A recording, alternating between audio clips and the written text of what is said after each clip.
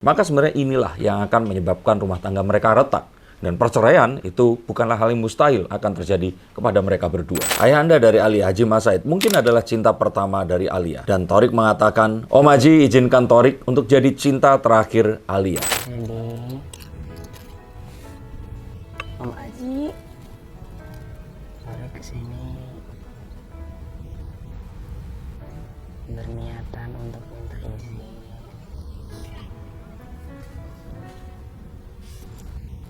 Izin untuk jagain anaknya Om Haji, jagain anaknya Dedi, untuk mendampingin dia juga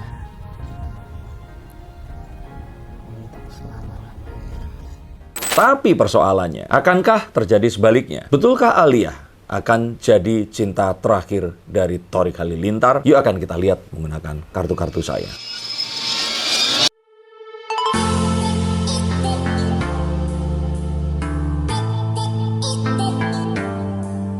Foto pre-wedding ini sudah dilakukan di Solo dan Jogja. Saat video ini dibuat, ini baru hari yang sama saat mereka semalam itu mengupload kebersamaan mereka. Dan semakin membuat saya penasaran, akankah ini akan berakhir di pelaminan dan apakah cinta mereka akan abadi untuk selamanya? Yang hate-hate, mendingan minggir dulu. Saya di sini nggak mau membenturkan antara Thorik, Alia, dan Fuji. Tapi wajar dong jika ternyata dua anak manusia yang akan menikah menimbulkan sebuah kepenasaranan. Akankah pernikahan ini terjadi dan akankah ini untuk terakhir kali dan selamanya? Halo Science Seekers, kembali berjumpa bersama saya Denny Darko. Tidak ada yang namanya misteri. Yang ada adalah tanda-tanda yang kita semua coba untuk mengerti.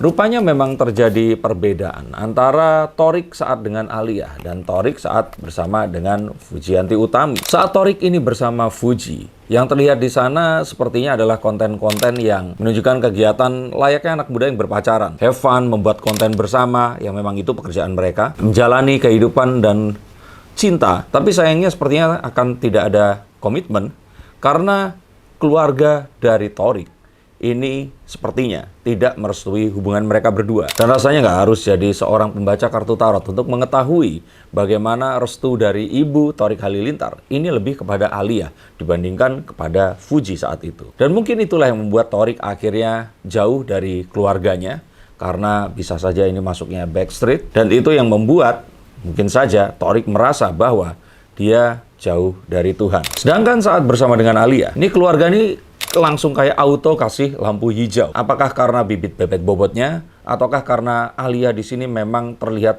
sebagai wanita yang lebih dewasa? Yang mungkin ini lebih karena sosoknya ya, karena lebih tinggi dari Thorik, terus wajahnya juga lebih kalem. Dan Fuji di sini kan lebih mungil dan juga wajahnya juga seperti lebih tomboy dan aktif, sehingga seakan saat ketemu dengan Alia, ini bawaannya itu kayak langsung serius dan mau menikah. Dan sepertinya itu yang disukai oleh Ibu Gen Halilintar ini tadi. Dan maka karena dapat dukungan dari keluarga, Thorik seakan-akan merasa lebih dekat kepada Tuhan. Padahal mungkin yang dimaksud lebih dekat dengan keluarganya yang memang religius dan lebih islami saja. Dan itu yang membuat seakan-akan dengan Fuji, hubungan Thorik ini tuh berjalan lambat kalau berurusan dengan komitmen. Tapi memang lebih tampak berada di mana-mana. Mungkin karena Fuji di sini lebih populer dibandingkan Alia, tapi langsung ngebut saat hubungan dengan Alia ini diproklamirkan. Nggak pakai lama, sekarang pun saja sudah menuju ke rencana pernikahan. Maka kita akan tahu, dan untuk kalian semua,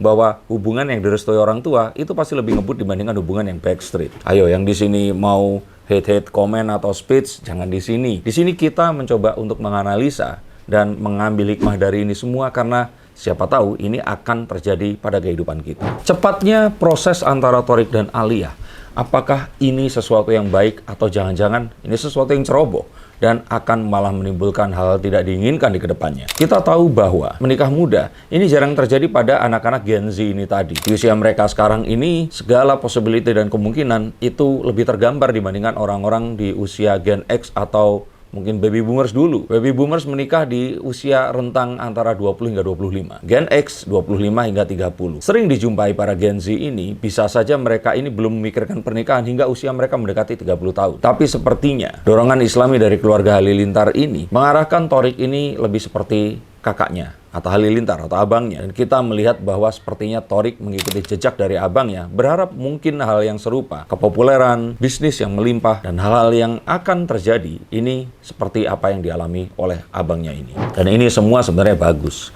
asalkan memiliki komitmen dan bisa menimbang secara bijaksana bahwa dia sebentar lagi akan menjadi seorang suami, tidak hanya menjadi seorang pacar, dan bisa menimbang dengan bijaksana untuk menghadapi apapun yang ada di depannya.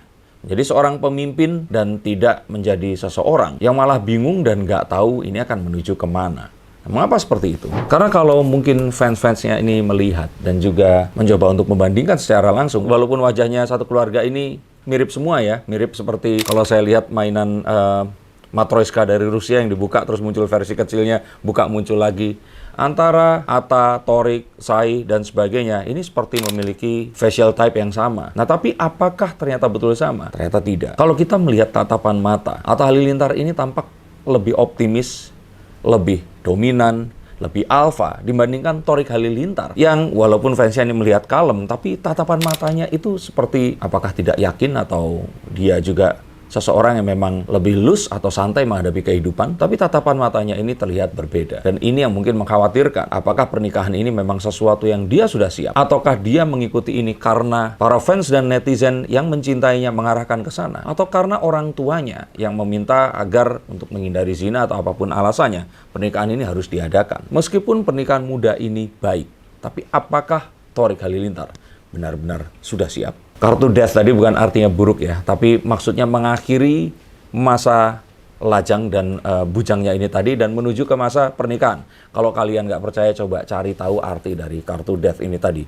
Jangan berburuk sangka. Berbicara tentang kesiapan, saya masih melihat bahwa sepertinya Thorik ini masih mencari jati dirinya. Dia tidak ingin diasosiasikan dengan kakaknya Atta, tetapi dia juga belum menemukan siapa dirinya yang sebenarnya. Akan sulit untuk mendefinisikan apa sih pekerjaan Thorik Halilintar.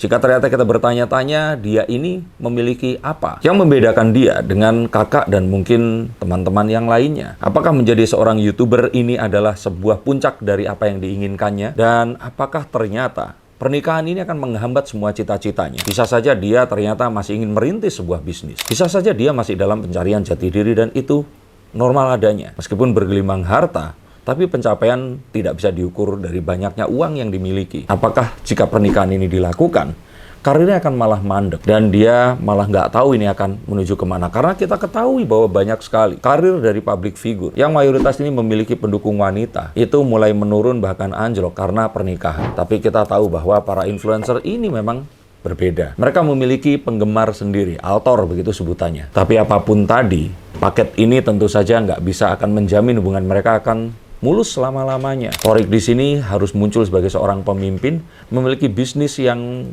harus lebih besar daripada istrinya, dan menjamin kehidupan mereka akan bisa dijaga hingga kapanpun nanti. Dan pekerjaan ini haruslah sesuatu yang tidak ada hubungannya dengan konten kreator, sesuatu yang mungkin lebih membumi dan offline. Karena sebenarnya pertanyaan terbesar adalah, jika tiba-tiba YouTube ini tutup, dan para konten kreator ini tidak diberikan sebuah kesempatan untuk berkomunikasi lagi dengan para penggemarnya, maka kemana mereka akan berpindah nanti? Dan keberhasilan ini harus segera diraih oleh Thorik Halilintar.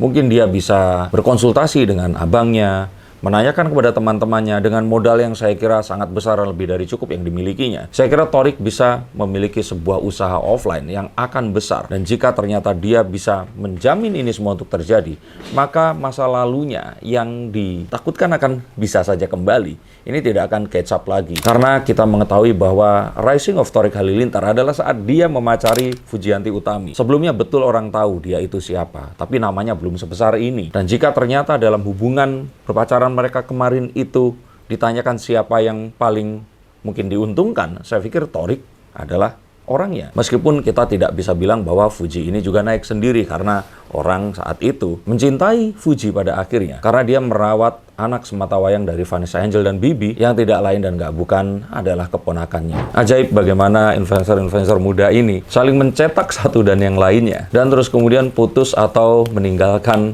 satu dan yang lainnya juga. Tapi apakah ada hubungannya dengan kesetiaan dari Thorik Halilintar. Saya pikir Thorik ini orangnya setia dan dia akan tetap mempertahankan hubungan rumah tangganya apapun yang terjadi. Tapi masalahnya, jika dia tetap bekerja di dunia yang masih membanding-bandingkan dia dengan saat bersama dengan mantannya dulu, maka sejatinya selama Fujianti Utami ini belum mendapatkan kekasih atau menikah, maka perbanding-bandingan ini akan terus muncul. Dan jika Thorik dan Alia tidak bisa menjaga kedewasaan bersikap dengan untuk memaklumi apa yang diucapkan oleh para netizen yang terus membandingkan, maka sebenarnya inilah yang akan menyebabkan rumah tangga mereka retak. Dan perceraian itu bukanlah hal yang mustahil akan terjadi kepada mereka berdua. Tapi jika ternyata di benaknya Thorik ini tadi bisa berhasil untuk stop membandingkan Fuji dan Alia, maka saya kira hal yang kita takutkan ini bisa tidak akan terjadi. Tapi mengingat kemarin yang terjadi saat diinterview oleh Denny Sumargo, dan dia terpancing untuk menjawab dengan pertanyaan yang akhirnya menimbulkan polemik yang juga nggak usai-usai ini, maka Thorik mungkin harus lebih belajar bersikap menjadi seorang laki-laki yang sebentar lagi akan menikah dan mendingan memilih berkata no comment atau tidak usah berkomentar jika ternyata menyenggol-nyenggol hal-hal yang berurusan dengan Fujianti Utami ini. Mungkin itu nasihat terbaik yang bisa saya berikan. Selamat untuk Thorik dan Alia. Semoga proses menuju ke pernikahan kalian dilancarkan dan ini adalah pilihan yang paling baik dan merupakan jodoh yang diberikan oleh Tuhan. Dan untuk kalian semua yang mungkin merasa belum mendapatkan jodoh, silakan hubungi nomor di bawah ini. Izinkan saya akan bacakan kartunya dan siapa tahu jawaban dari jodoh kalian ada di dalam gambar-gambar dalam kartu saya. Terima kasih, sampai jumpa dan salam.